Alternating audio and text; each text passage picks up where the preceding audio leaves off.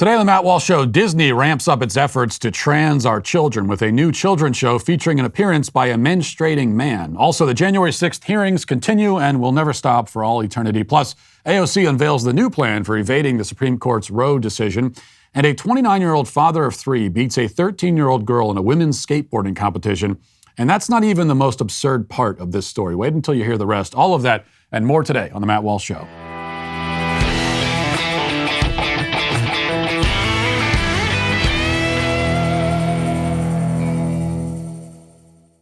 You know, life happens fast, and it can end even faster. You picture yourself living to a ripe old age, but then you're, just walking down the steps thinking about how long your life's going to be. You trip over something on the steps, you tumble down, break your neck, and you're dead. You're gone. Could happen to anyone at any time. You simply just die. People die. We all die. It's going to happen eventually. And when that happens, you want to have a plan in place. Otherwise, the state, the people you hate, the people who are trying to indoctrinate your kids, take your guns, steal your freedom, they're going to step in and take control of your assets when you're gone. They're going to determine what legacy you leave behind. Don't let the state decide what happens to you or your children should something happen to you. Instead, take 5 minutes and set up a will through Epic Will starting at just $119. You choose who raises your kids. You choose who gets your useless crap after you're gone. Here's what I want you to do. Go to epicwill.com, use promo code Walsh, you get a 10% discount on Epic Will's complete will package that, yes, could take only 5 minutes to set up. Many of our families at Daily Wire are now protected thanks to Epic Will. Why don't you do the same? You got to do this now because when you're tumbling down the steps to your certain doom, it is going to be too late then to sign up for Epic Will. You can sign up for Epic Will very quickly, but not that quick. So go to epicwill.com and enter promo code Walsh and do something for you and your family today. The most talked about interview in my film, What is a Woman, which is available to stream at whatisawoman.com, by the way, is probably the one I had with Dr. Michelle Forcier. This, at least, is the interview that people ask me about the most, and usually their questions revolve around how I managed to sit and listen to her spew all of that insidious nonsense without screaming or vomiting or both. And the answer to that question is, only by the grace of God, especially considering the fact that Forcier is not just a so-called gender-affirming pediatrician, but also an abortionist. And the latter came to me as a surprise. I didn't know that when we booked the interview with her. And we booked the interview because she was an advocate and an enthusiastic administrator of chemical castration drugs for children. I didn't realize going into the interview that she also kills babies in the womb.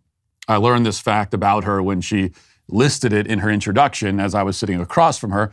And that was one of the many occasions during the course of our conversation where I had to exert great emotional effort to suppress what would otherwise be my natural reaction to learning that about somebody.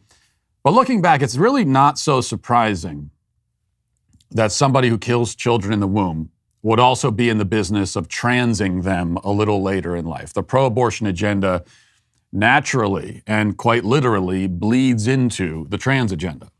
An unholy alliance is forged between the two.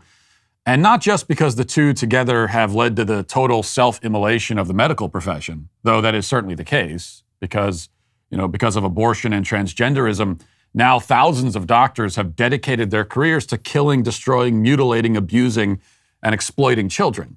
Both are multi-billion-dollar enterprises, enticing medical professionals to abandon their oaths to do no harm and instead do harm, directly and intentionally, for profit.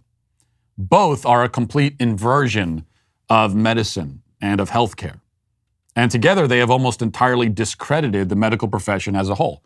How can we trust this industry when two of its largest, most lucrative, most public-facing branches are devoted entirely to the demolition of human life and potential? But this is not the only way that these two issues are related. More broadly, the abortion agenda and the trans agenda both attack, undermine, and attempt to erase the fundamental dignity of human life. Children are treated less like human persons and more like objects to be judged, wanted or unwanted, and then discarded or used accordingly. Alexandria Ocasio-Cortez recently posted a comment from an Instagram follower, and the Instagram follower said to her, "Glad your mom didn't abort you." And she responded, "Thank you. I feel blessed that I was a wanted and welcomed baby and that my mom wasn't forced to birth a child against her will." Wanted and welcomed. She makes this stipulation because, according to AOC, some babies are not welcomed. They are unwelcomed guests to human existence and should therefore be decapitated or dismembered and then tossed into a dumpster and forgotten. Not welcomed. Imagine saying that. Imagine actually writing that about a baby. Is it any surprise that people who feel this way about human life, about children in particular, would also be so enthusiastic about castrating, sterilizing, corrupting, and sexualizing kids?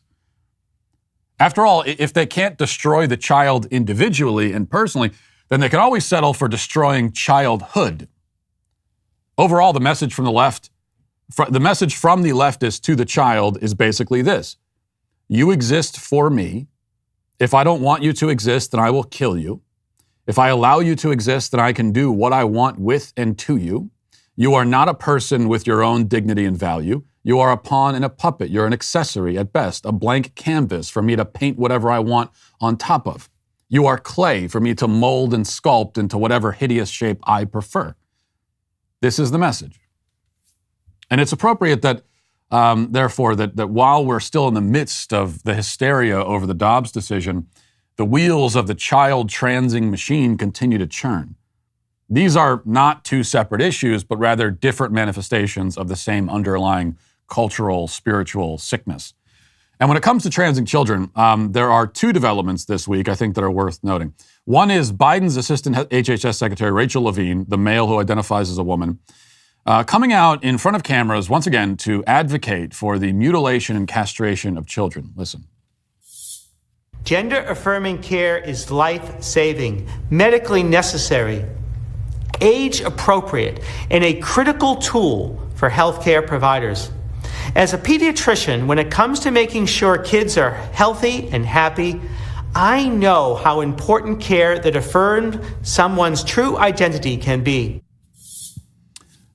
Ending abortion will not save any children's lives, they say, but sterilizing them at the age of 12 or chopping their breasts off at age 14, that will save their lives. This is the argument they're making. And the argument for transitioning children is supposed to somehow be even stronger coming from a man who identifies as a woman. Except the opposite is obviously the case. Left-wing trans activists are the least credible voices on this topic because they're biased by a desire to justify and rationalize their own choices. Every defense Levine offers for the transing of children is not really a defense of the transing of children, but rather a defense of Levine. We cannot go to people who are so personally invested in this issue and expect to get a thoughtful and objective analysis. Biden has put somebody in charge of HHS who now uses that entire government agency as one enormous tool for self-justification.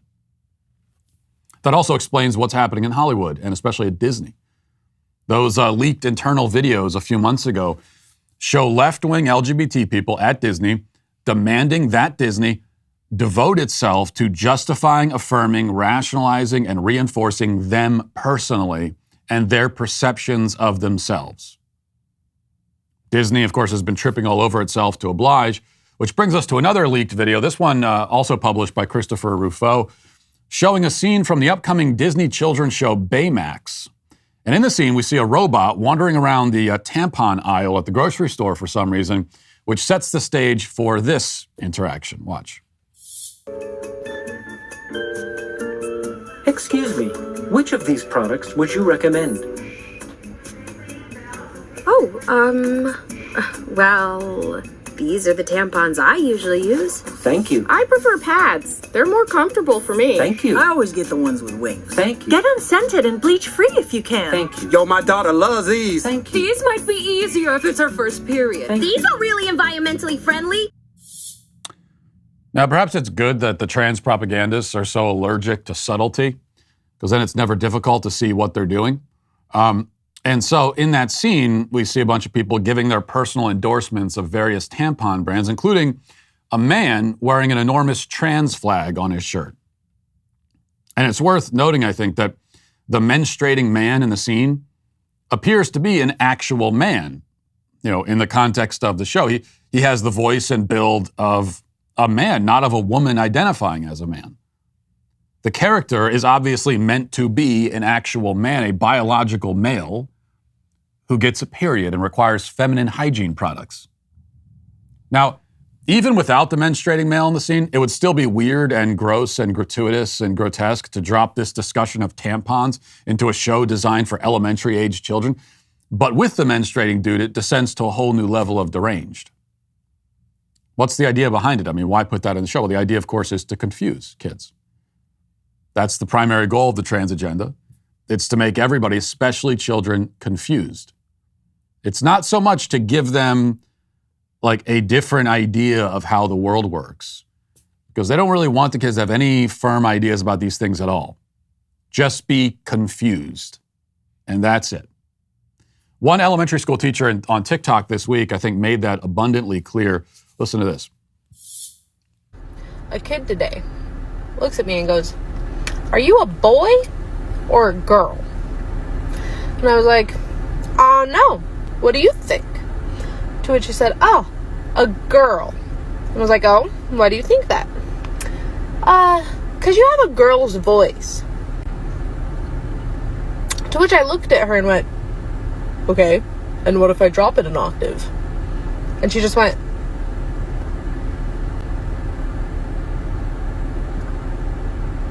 "So you're a boy?"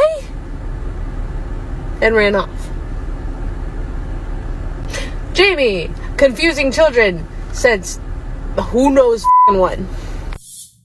You can tell she's quite proud of herself for managing to confuse a 7-year-old. Now, the child had the right idea to begin with. She saw this woman with short hair and masculine clothing and correctly assessed that in spite of dressing this way and presenting herself this way, she's still a woman. The teacher took this clarity of mind and intentionally muddied it. The trans cult wants kids confused and lost and out of balance.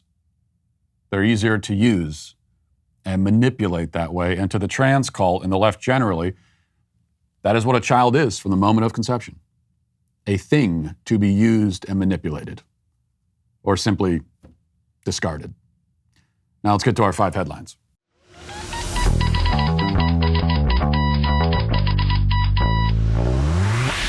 Well, I don't know about you, but I'm very excited to travel this summer. Have you ever thought about all of the people that make a vacation truly great? Tour guides, hotel concierges, bartenders, friendly countermen, you name it. All the people standing behind various counters, being very friendly. All these people make vacations so much better.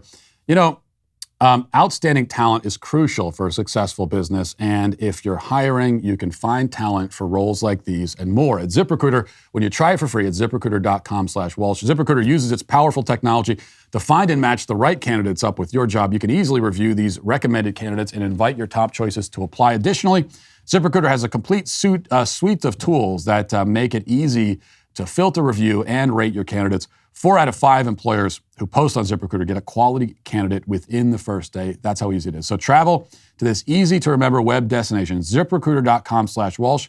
That's where you can try ZipRecruiter for free. Again, that's ZipRecruiter.com/WALSH. ZipRecruiter, the smartest way to hire. By the way, I have to complain, before we get to the headlines, I have to complain about something petty for a second, so par for the course. But because I want to know, and you could tell me in the comments if you've encountered this recently. I've encountered it twice so far in the last maybe month. And I'm wondering if it's officially becoming a thing. I hope it isn't. But here's the most recent incident. I go into Chipotle here in Nashville and walk in. There's lots of people, not in line, lots of people there, but they're not in line. And they're just like standing around looking at their phones. And nothing unusual about that, I guess. And that's everywhere you go in society. So I go up to order my burrito, and the manager walks over and says that they're only taking online orders. And he tells me I have to go online and order it, and then they can make it. Like they'll make it at that location, but I have to go on my phone and download the app and order it that way, and then they can make it. And then, of course, I say, well, why can't I just tell you what my order is? I'm talking to you right now. Why can't I just tell you? I'll tell you what I want. And then he says, well, because we're understaffed. And he motions over to a group of 5 employees just standing around doing nothing. It's like, so wait, so you have the staff to make the order if I send it to you in written form online, but not if I just tell you? Makes no sense. Like I said, the second time I've encountered this, other time was at Starbucks at an airport. And so I just left because I'm not participating in this charade of like standing there. I'm going to stand there in front of you and order it on my phone while you're just standing there looking at me, waiting for it to come in on the screen on the other side of the counter. Don't participate. Don't submit to this, people. Don't do that. We cannot allow this to be a thing now. It makes no sense at all. And that's a perfect transition into the January 6th hearings. And I think it's a perfect transition because both my complaints about Chipotle and the January 6th hearings are petty and unimportant, although the Chipotle thing is certainly more important than the hearings. And yet again, the Dems are trotting people out to give their testimony. And they were making a real big deal about this yesterday. This is from CNBC. It says, former President Donald Trump lunged at a Secret Service agent in a rage in the presidential limousine when told he could not be taken to the U.S. Capitol on January 6th, 2021. This is according to a White House aide testifying. Cassidy Hutchinson tells this scene. She had quite a lot to say, but especially the thing that was making all the headlines is this scene that allegedly occurred in the presidential limousine where she says that he was so enraged he wanted to go back to where the riot was happening. And he wasn't taken back, so he grabbed the steering wheel, tried to commandeer the limousine, and he also assaulted a Secret Service agent. In fact, we have the clip of her describing this. Let's watch. Once the president had gotten into the vehicle with Bobby, he thought that they were going up to the Capitol, and when Bobby had relayed to him, "We're not. You don't have the assets to do it. It's not secure. We're going back to the West Wing." The president had a very angry response to that. Tony described him as being irate. The president said something to the effect of, "I'm the effing president, take me up to the Capitol now." To which Bobby responded, "Sir, we have to go back to the West Wing." The president reached up towards the front of the vehicle to grab at the steering wheel. Mr. Engel grabbed his arm, said, "Sir, you need to take your hand off the steering wheel. We're going back to the West Wing. We're not going to the Capitol." Mr. Trump then used his free hand to lunge towards Bobby Engel. And when Mr. Renato had recounted this story to me, he had motioned towards his clavicles. Okay, so we have Donald Trump assaulting his Secret Service agents, trying to physically commandeer the limousine, and there are a few problems immediately when you hear this story. And the first problem is it just sounds like total BS. It sounds completely bogus. There should be red flags all over the place when you hear that. Listening to her, and other people have been making this comparison on Twitter, I think it's a pretty good comparison. You're really getting Amber Heard vibes. You're getting Christine Blasey Ford vibes from her. It's kind of like this amalgamation of the two. And it doesn't make any sense. Also, just logistically, and if you're familiar with the layout of a limousine, like he's in a limousine, so lunging for the steering wheel would require him to like crawl across the limo, and then usually there's going to be a screen or something there. He's going to reach across. I don't know if maybe there's a glass. A lot of times there's a glass kind of screen in the limo, so maybe he punches through it, breaks the glass, dives over the driver's seat, takes the steering wheel. That's the claim anyways. Like something like that is what she's saying happened.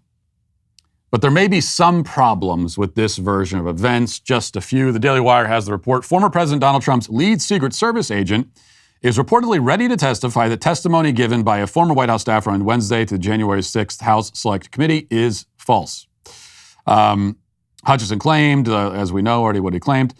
NBC Chief White House correspondent Peter Alexander tweeted, "A source close to the Secret Service tells me both Bobby Engel, the lead agent, and the presidential limousine SUV driver are prepared to testify under oath that neither man was assaulted and that Mr. Trump never lunged for the steering wheel."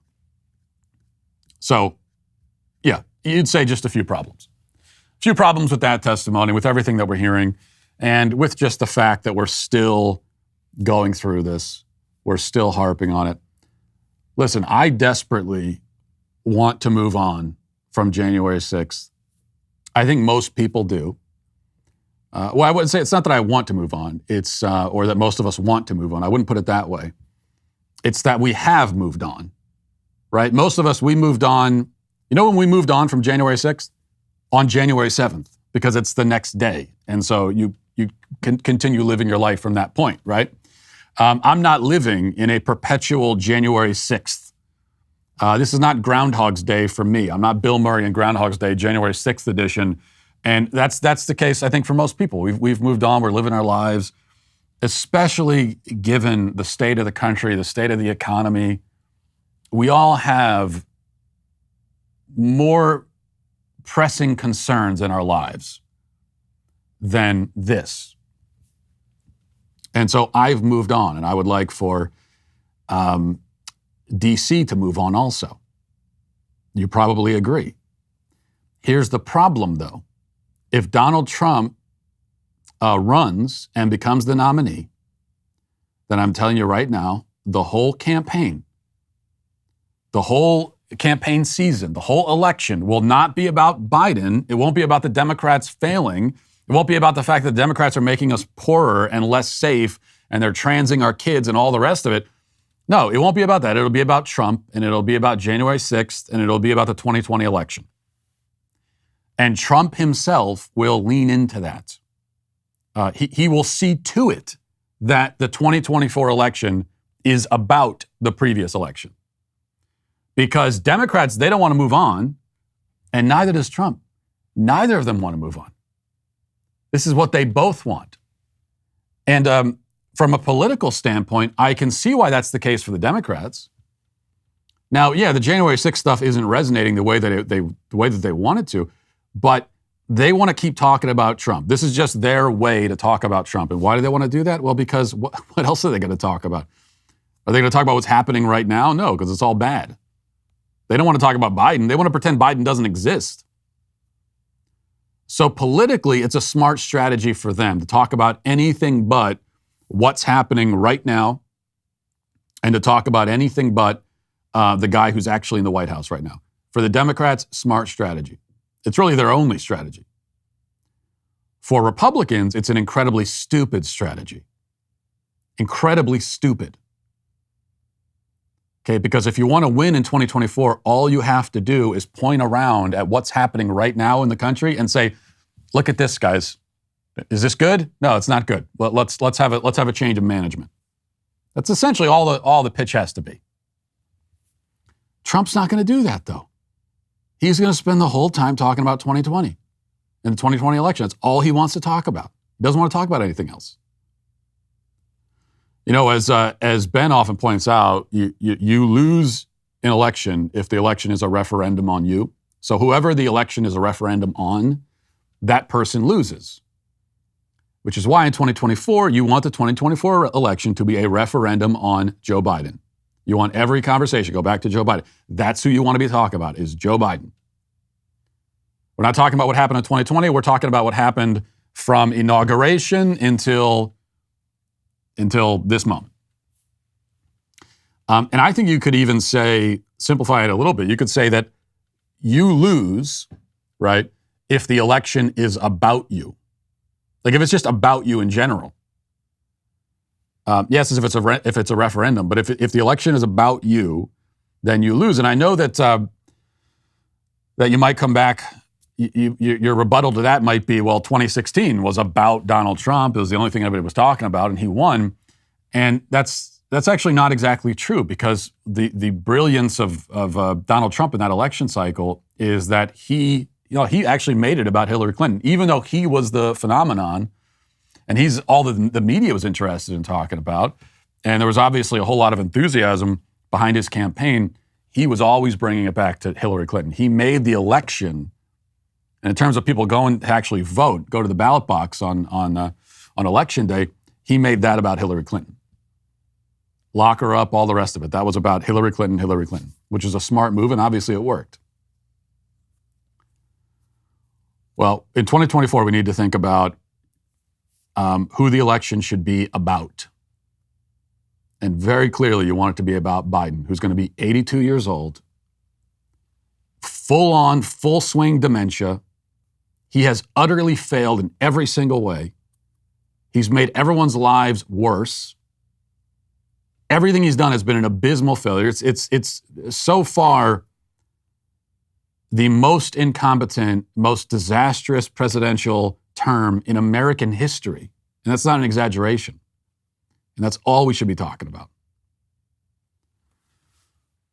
So, DeSantis 2024 is my point. Now that, DeSantis runs, the Dems, they're going to try to make the election about DeSantis. They'll try to do that. And that's great. That's what we want. Yeah, make the election about Ron DeSantis. Because let's go look at Florida. Look at what he's actually done in Florida.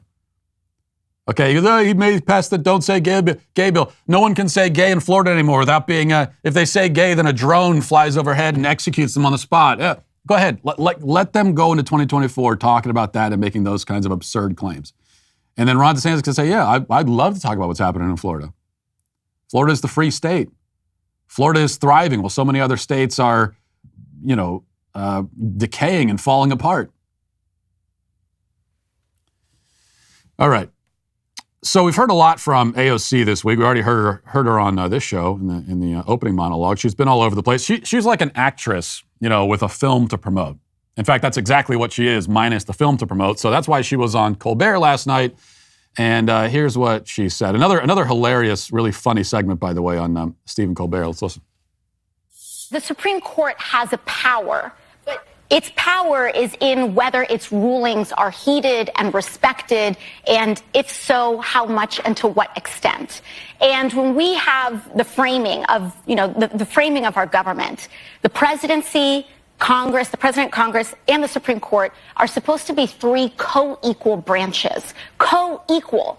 None with supremacy over the other. And when any one of those branches overreaches its authority, it is the responsibility of the other two to check the overreach of that authority. The Supreme Court has engaged in the overreaching of its authority, in denying the human and civil rights of any pregnant person or person that could become pregnant in the United States of America. They have engaged in overreach, and it is the responsibility of the President and Congress to put the Supreme Court in check because they have delegitimized themselves. This is what Stephen Colbert is doing now? This is his whole week of shows? He's just bringing politicians on to talk about abortion? That is the comedy. That's the week of comedy shows that Stephen Colbert is putting together. Pretty amazing. Not that amazing. We live in a post-comedy culture in many ways, so this is kind of what you expect.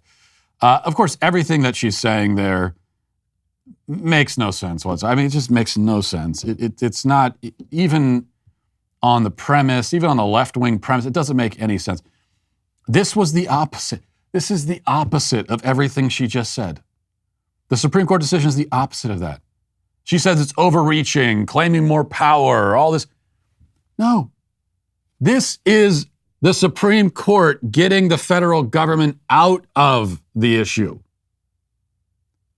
giving it to the states to decide. Okay, that is the opposite of an overreach. When a branch of the federal of the government says, we're getting out of this business here, okay? We are pulling away from this issue, and we're going to let states decide. When that happens, okay, that is the opposite of an overreach. If anything, if you really want to criticize it from the left-wing perspective, then you should be saying it's an underreach, okay? They are underestimating their own power. That would be the actual criticism if you wanted to make one against the decision, which there isn't a valid criticism against it because it was a exactly correct decision, wonderfully explained and argued. But if you were going to make an argument against it that could even begin to make sense, what you really should be saying, what you mean to say, is that it's an underreach of authority, of governmental authority. So, as always, it's opposite day with AOC. And by the way, when I talk about sending this issue back to the states, that is what the Supreme Court did.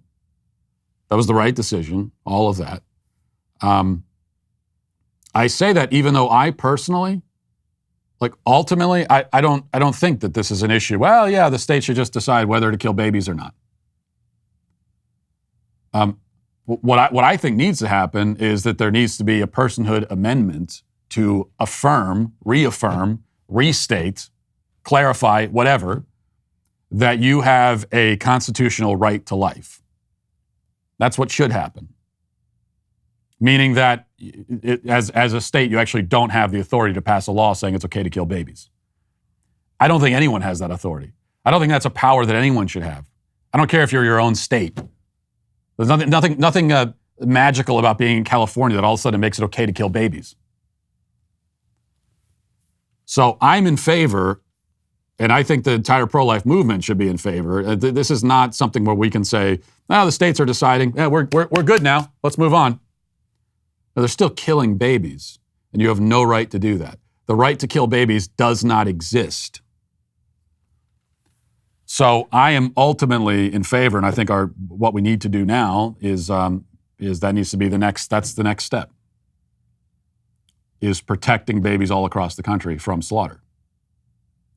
But that's not what the Supreme Court did.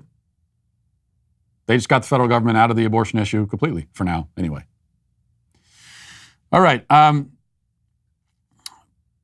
this is also interesting because AOC, we just heard how this is an overreach and everything, and even though, again, it's the opposite. But here's AOC giving her, and then we've heard this from many leftists, this is her idea for how we get around Supreme Court, and let's listen. I'll start with the babiest of the baby steps. Open abortion clinics on federal lands and red states right now.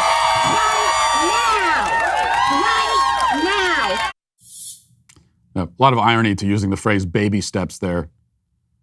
So didn't we just hear this stupid woman going on and on about we're co-equal branches of government? And now you want the executive branch to just usurp the Supreme Court, ignore it, and start setting up their own abortion clinics, and go to Yellowstone Park and set up an abortion metropolis, like a mega store, a Walmart of abortion on all these on federal land and on national parks. So she gave that little speech about she wants the executive branch to usurp the Supreme Court, erase their decision effectively, and then right after giving that speech, she goes to Stephen Colbert and says, we're co-equal branches of government. Meanwhile, the media is running hit pieces on pregnancy centers, and there's a point I want to make about this, but first let's play. Go ahead. They're calling for these nonprofits to be regulated and demanding accountability for a program called Alternatives to Abortion, which helps fund crisis pregnancy centers. In Texas, they outnumber abortion clinics 9-1. When I say alternatives to abortion, what is the first thing that comes to mind? Waste of money, waste of taxpayer dollars, lack of accountability, and actually no metrics that indicate that it has anything to do with averting abortions. It's just a program to make Republicans feel good, like they're doing something to help women. Does it help women? No. Okay. It is a waste of money to try to help women in their pregnancies unless you're going to kill the baby. If a woman is pregnant and she's in a crisis pregnancy, which sidebar there, since the left is always changing terms and labels for things, I should note, in fact, that crisis pregnancy centers don't really call themselves that anymore. That's not the term anymore. It's actually Pregnancy Resource Center, which I think is actually a better term. And this is a case of using a different term, clarifying the term, not to confuse people, but to just use a more accurate term.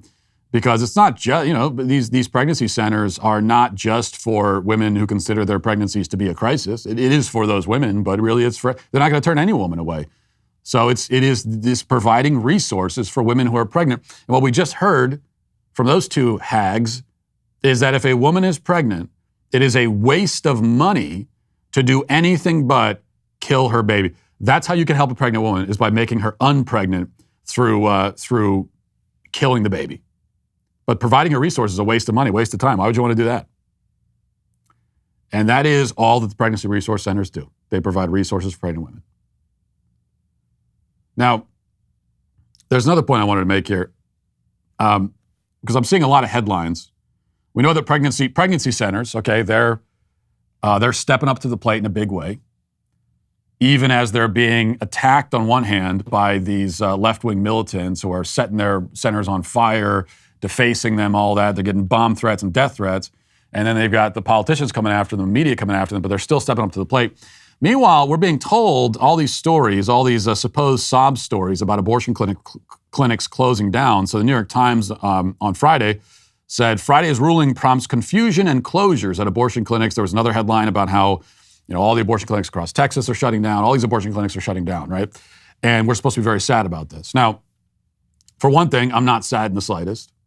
Usually, in most cases, when I hear about businesses closing down, people losing their jobs, I am sad about that. It's in most cases, I'm not happy about someone losing their job. But when we're talking about an industry that profits off of killing, off of the mass slaughter, the systemic slaughter of babies, that's different. Now, I'm quite happy to see those businesses shut down, everyone losing their jobs, they're now unemployed. I think that's wonderful. You deserve to be unemployed if you've been making your money this way. But this is a little confusing, isn't it? Because weren't we told? We were told for, unless I'm just hallucinating it now, maybe was it all a dream or something? Because I'm pretty sure that they told us for decades that abortion is only 3% of what these abortion clinics do, especially Planned Parenthood. They said that abortion is only 3% of what Planned Parenthood does. Only 3%, 97% of what they do, nothing to do with abortion. So why are they closing down now? All Roe v. Wade has done is in some of these states, it has removed 3% of their business. You take away 3% of their business and they just shut down immediately? Take away 3% of their business and that very day, they're closed down. Well, how do you make sense of that, is my question. Well, you make sense of it because nothing these people say is true. They just lie about everything. And of course, they lied about abortion being only 3% of the business. These abortion clinics, abortion is what they do, or what they did anyway, in a lot of these states. Past tense. This was it.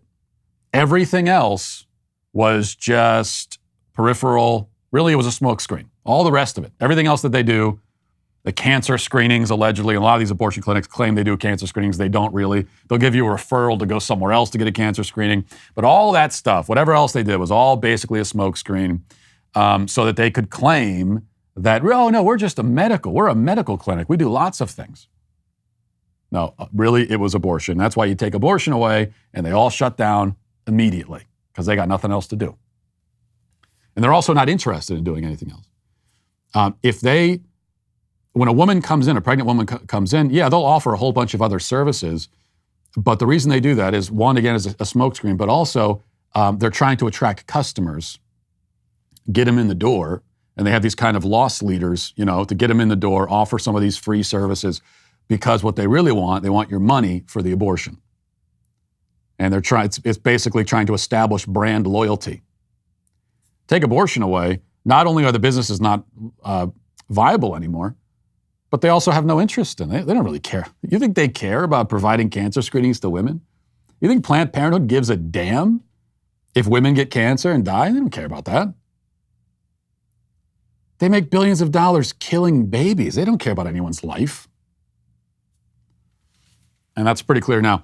All right, this was pretty funny. Gina Darling is the host of on G4 TV, which I think is like a video game network or something. I don't even know it still existed, but apparently it does. And she's a host for G4 TV. She learned in real time that the standard pro-abortion feminist talking points are no longer valid. So this is I love this. This is hilarious. She tweeted on January 24th at 9:06 p.m. She said, here we go. She said, if men were able to get pregnant, this would have never been up for discussion. LOL. F this backward ass S. And then, hour or two later, she follows up. After hearing from a lot of her followers who are pretty upset by this, she follows up and says, oh, wait, pardon my wording. Not sure what the proper wording is for this, but I guess people born with male reproductive organs? If that's not correct, please educate me. Sorry if that came off as transphobic. You gotta love that. She learning in real time that her entire worldview has been reduced to ash and rubble by the trans agenda, which she is beholden to as a leftist. Everything she thought she knew about the world is gone. And all of her ways of engaging with issues and talking about things, all of that is out the window. And she learned it in real time and is now scrambling around, begging the trans activists, saying, please educate me. Tell me what I'm supposed to say now. Hilarious, but also, of course, rather pathetic. All right, I've had this. I want to mention this. Daily Wire report says, old school liberal investigative journalist Matt Taibbi told Ben Shapiro in this week's episode of Sunday Special that he lost friends for merely reviewing Matt Walsh on the Daily Wire's groundbreaking documentary, What is a Woman? We have a little bit of that clip from the Sunday Special. The whole conversation is well worth watching, by the way. You can go to Ben's YouTube page and see the whole thing. But here's that part of the discussion. Go ahead. I had kind of tried to stay away from the issue. It's complicated. I try to avoid issues that I don't know a whole lot about. But I had done a couple of stories that touched on this basically from the speech angle. And I'd had a really unusual experience. I mean, I've been a reporter for 30 years now, and it's always the same method. You call around a whole bunch of people, you ask them all what they think, and then at the end, you kind of aggregate all the opinions and figure out where the story is. But with the trans issue, what I found is I would call some people and they would talk to me, and then there'd be this other group of people who would be furious that you even called, would refuse to have any kind of discussion, would call you a transphobe for even asking certain kinds of questions. And this is before you even have a point of view on the subject. So I was, I thought that was odd. And then I had done an interview with a woman named Kara Dansky, who is a feminist, a gender critical feminist. And it's not that I purposely shelved it. I just didn't want to deal with the blowback that I knew was going to come. I kept telling myself it wasn't the right time. So I felt guiltier and guiltier about that as time progressed. And when Matt's movie came out, when As a Woman came out, I realized I thought this was an opportunity to kind of fix that problem of having not run that interview. So I did both at once. I reviewed Matt's movie and ran that interview at the same time. And the response was unbelievable just for reviewing the movie. Forget about what I said about it. I lost friends over that. There were people who I've known for decades who have now basically said that I'm a transphobe, and I'm kind of out of their loop now. Simply for acknowledging the existence of the film, he loses friends for that. So it actually takes. It shouldn't, but it takes real courage simply to acknowledge the existence of a film that the trans activists don't like. Takes actual courage, especially if you live kind of in the world that Matt Taibbi lives in, where you've got friends who are this. So you're going to actually sacrifice friends because of it. And also his write-up of the film, it was thoughtful, it was interesting. He praises some aspects of it. He does criticize other aspects of the film. I don't agree with his criticisms, obviously, but he does criticize it. So it's not like I wouldn't call it a glowing review necessarily. He just kind of talks about it. He writes about it and gives his take on it and all that. And that's what you're supposed to do, right? Especially if you're a film critic, that's what you're supposed to do. But I just went to Rotten Tomatoes just to check, because I hadn't checked in a while. And so we're up to over 5,000 audience ratings with a 97% score, which I can tell you, I'm a little biased, but that's impressive to have that high of a score. And still, now it's 4 critic reviews is what there are, as opposed to like most movies will have dozens, even over dozens and dozens of reviews. And these are not mainstream critic reviews. One is from Christian Toto, who writes for the Daily Wire. Another's from the Gospel Coalition. And then Film Threat, which is the closest thing to a mainstream critic reviewing the film. And then a website called synagogues.com. That's it. Those are the film critics who actually reviewed the film. All the mainstream critics, from the very beginning, made it very clear that we all agree. We're going to pretend this does not exist. But it does. And you can go to whatisawoman.com and see for yourself. All right, one other quick thing before we get to the comment section that I cannot carry on with the show without talking about.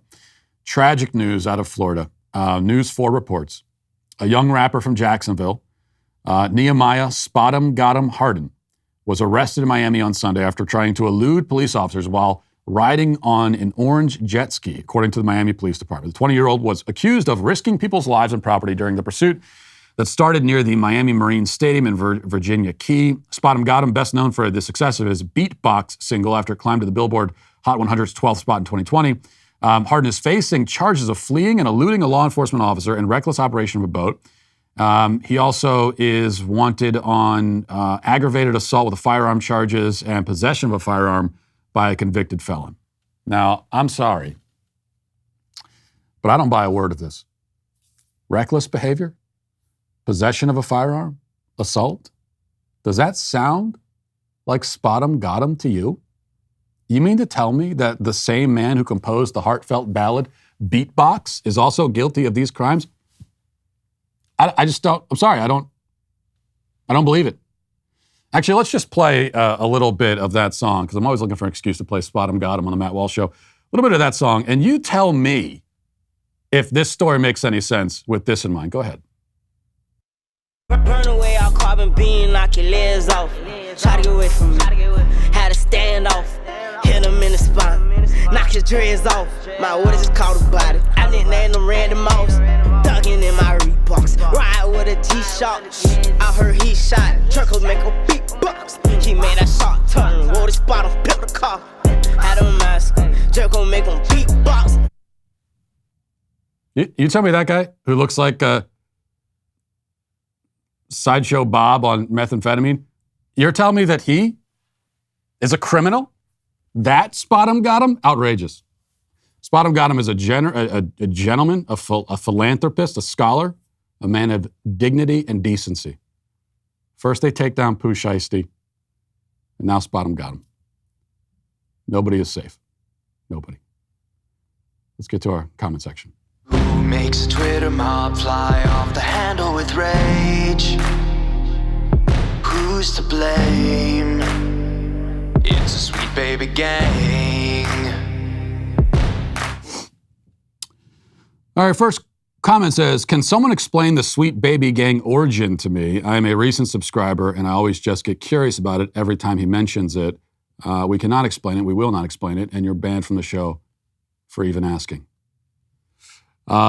Burns Dumbs says, sorry, Matt, but I believe that before a certain term, 12, 15 weeks, whatever, a woman should be able to make that decision because giving birth is just so painful. You can't force someone to go through a pain that you yourself will never experience. Okay, well, do you see the first problem here? You said before a certain term, 12, 15 weeks, whatever. Well, what do you mean whatever? You can't just whatever. So you're saying that you want to draw a line somewhere, and I assume it's because you realize that the idea of killing a fully developed infant like 5 seconds before birth is barbaric. And so you seem to realize that, and you're right about that. And so you want to draw, but you also can't bring yourself to affirm the dignity and value of human life all the way from conception. So you want to draw a line somewhere, but you don't know where to draw it. So instead you say, just whatever. You can't whatever. You can't yada yada your way through that problem. That's because that's exactly the point. If you're saying that up to a certain point abortion should be legal, you need to be able to tell me the point. And the fact that you can't really name the point is itself the point. Because either you affirm the value and dignity, the inherent value of human life, or you don't. And if you do, then the only point that makes sense is the moment in which that human life comes into existence, which will be conception. If you're not going to affirm the inherent value of life then you really are not affirming the inherent value of human life at all. And if you're not affirming the inherent value of human life, then why should abortion be illegal at any stage? Why should it be illegal even after birth? These are all questions that you need to be able to answer. But instead you just kind of wave your hand at them and pretend they don't exist. And that's just not how this is going to work. Matheson Guy says, we will all be in mourning at the canceling of Miss Gorman. So has Amanda. gone the way of the panda. Beautiful.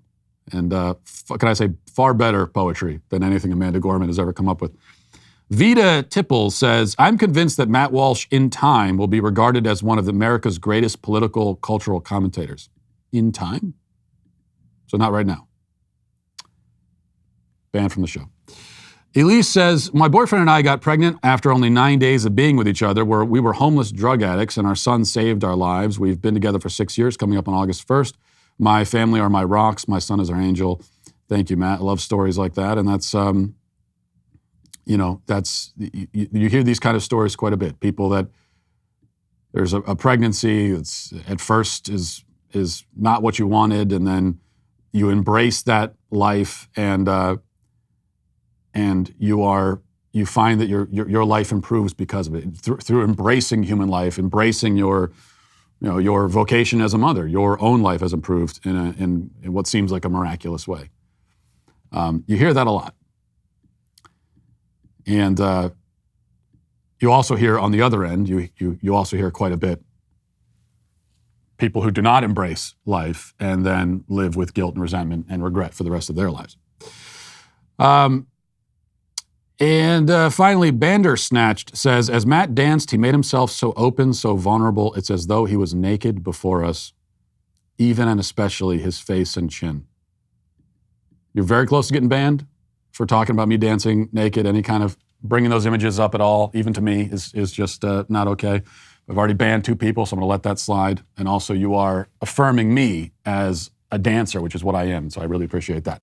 Tonight, the Western world's greatest political and cultural figures gathered together on one stage. Now, I'm not talking about those old stiffs at the NATO summit in Spain. I'm talking about Backstage Live at the Ryman in Nashville, USA, co-headlined by yours truly. We couldn't wait till the 4th, so we're lighting the fireworks early, not literally inside the building. I mean, that'd be interesting if we did. And you could catch the show in all its glory on our live stream at 8 p.m. Eastern tonight by going to dailywire.com/Ryman to give you a taste of what you're in for. Here's a look at last year's event. Welcome to the Daily Wire Backstage Live at the famous Ryman Auditorium. It was amazing. We were in the presence of greatness. The energy of having everyone on the same page was amazing. If your family member is still waiting for Fauci to give them permission to leave their house, it might be time to cut that off. I'm actually pretty excited to meet all of them. I love everybody's opinion individually. I don't have a favorite. I like them all. If I had found out a way to make football players cry in high school, my high school experience would have been a lot. I'm just excited to be here and be surrounded by like-minded people and to just, feel that energy. Who should we remove from office? One politician, the most powerful politician in the country. Dr. Fauci. What are you talking about? We're doing culture here. I'm so thrilled to see this happening. If they say to half of the country, you can't, that half of the country needs to say, screw you, we will. So join me, Ben Shapiro, Michael Knowles, Andrew Klavan, and the God King Jeremy Boring as we dig into the political and cultural issues of the day. Thanks to all of you. We're going to be celebrating some big wins this year, including the release of What is a Woman and also Terror on the Prairie. And if you're not already a member, we hope today that will be the day that you join the fight and help us win even harder. So go to dailywire.com/Walsh to get 25% off your new membership. As exciting as the last year has been, we're just getting started. So tune in tonight to Backstage Live at the Ryman to find out what's next. The fun starts at 8 p.m. Eastern, and you can watch at dailywire.com/Ryman. We'll see you there. Now let's get to our daily cancellation.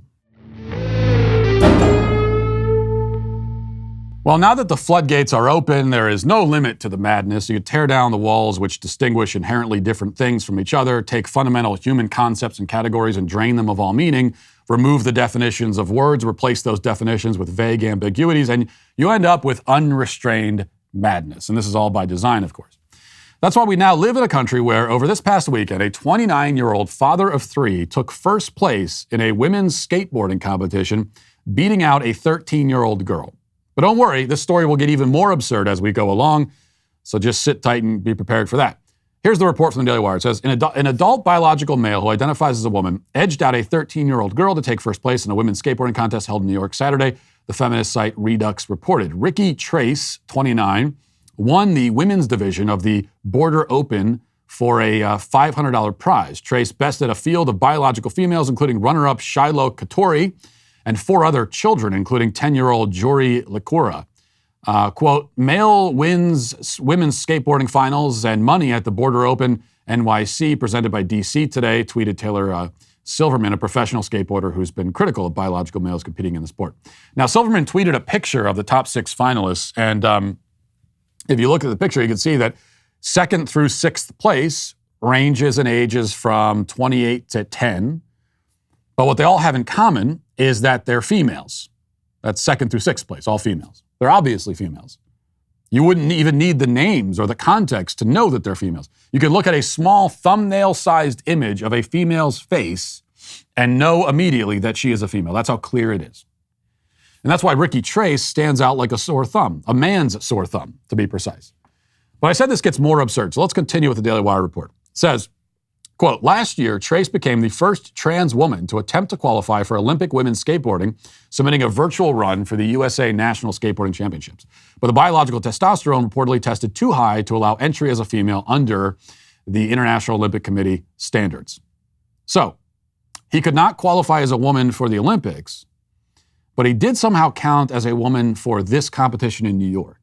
This is the lunacy we end up with. Now that we've disregarded biology as a determining factor for whether someone is male or female. Without biology, we're left with this ridiculous situation where an athlete might count as a woman in one competition, but not in another. This is what happens when you erase the objective lines of distinction and redraw them somewhere else, anywhere else. Wherever you redraw them, it will be necessarily arbitrary. So arbitrary that we're expected to see this skateboarder as some sort of shapeshifter inhabiting a male or female body depending on where he is and where he's competing. But we haven't even yet traced this rabbit hole all the way down to the bottom. Things get somehow even more ludicrous. Last fall, Ricky Trace did an interview with the USA Skateboarding YouTube channel, and there he discussed the process by which he discovered that he was a woman. After all, not but a few years ago, he was a mustachioed father of 3 in the military, and now he's supposedly a woman. How did this happen? Well, here's what he says. I didn't know that I could even be a female if I wanted to. It was like something I envied. I envied females when I was a kid. I would envy their dress choice, their like ability to be pretty and cute and do things like that. So how did that go? Like, how do you come out to your wife about that, and what's her reaction, and what is your guys' status now? So it began with me. I had to come out to myself, and that's kind of where all of that concluded, all of that guilt and regret. I had to try to justify it to myself. Like, what is it that I've been doing? What am I thinking? Who am I? What am I? Like, it was tough. It was a tough justification. Yeah, that's a woman there, we're told. You can just feel the feminine energy, right? But he envies women, he says. And this is remarkable only in that it was said out loud and on camera.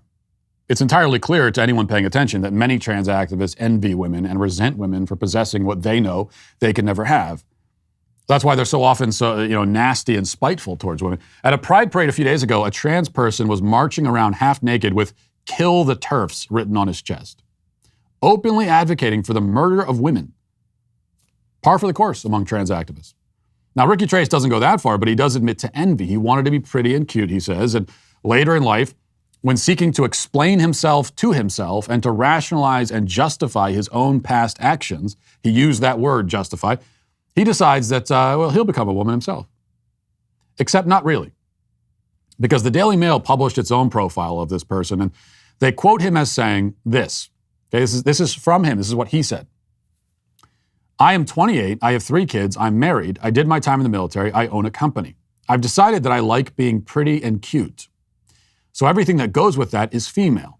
I love female bodies. I think it's a work of art. Now listen closely to this part.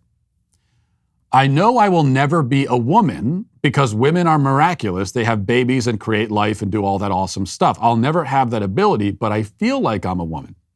I would have wished to be born one, so I'll try to fill that image as much as I can for myself, and that pretty much involves being as cute as can be.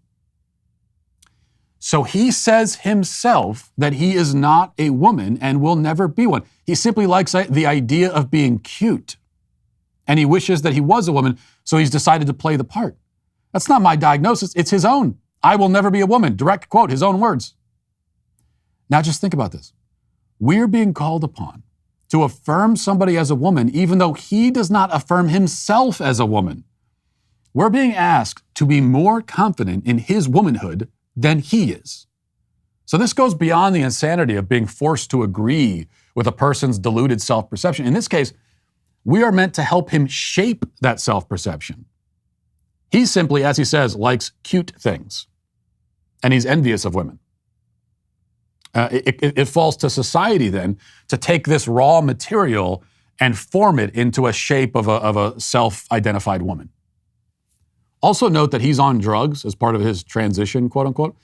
That means a doctor prescribed him hormones to be a woman, even though he doesn't actually think he is one. Again, it's not just about affirming self-perception. It's about shaping that perception and then affirming it. Society has now been given the project of creating new trans people. Of course, the left has been already doing that quite eagerly for a long time, but now everyone else is expected to participate. What other conclusion can we draw from the fact that we are expected to refer to somebody as a woman and treat them as a woman, even though he only says that he wishes he was one, not that he is one? We're supposed to grant that wish, except that it's a wish nobody can grant, because men are men and women are women. And Ricky Trace is, today, canceled. And that'll do it for us today. Thanks for watching. Thanks for listening. Have a great day. Godspeed.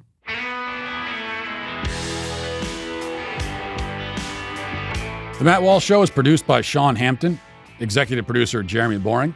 Our supervising producer is Mathis Glover, production manager Pavel Vodowski. Our associate producer is McKenna Waters. The show is edited by Jeff Tomlin. Our audio is mixed by Mike Coromina. Hair and makeup is done by Cherokee Hart. The Matt Walsh Show is a Daily Wire production, copyright Daily Wire 2022. John Bickley here, Daily Wire editor-in-chief. Wake up every morning with our show, Morning Wire, where we bring you all the news that you need to know in 15 minutes or less. Join me and my co-host Georgia Howe for daily coverage of all the biggest stories on Morning Wire.